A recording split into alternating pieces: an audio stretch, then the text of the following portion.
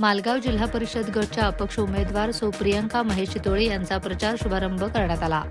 जिल्हा परिषद पंचायत समिती निवडणूक 2026च्या मालगाव जिल्हा परिषदेच्या अपक्ष उमेदवार प्रियंका महेश चितोळे यांचा प्रचारास शुभारंभ झाला।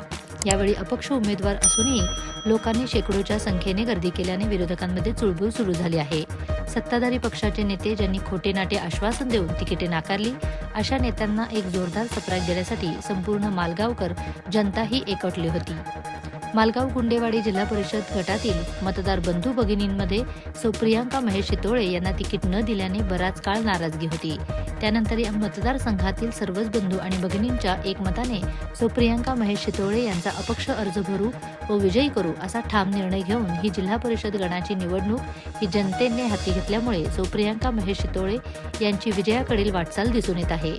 निवडणूक ही कोणत्याही पक्षावर नाही तर ती जनतेच्या मतावर अवलंबून आहे आणि हीच खरी लोकशाही आहे असा ठाम विश्वास पटवून देण्यासाठी मालगावकर व गुंडेवाडीकर जनतेने एक पाऊल उचलले आहे।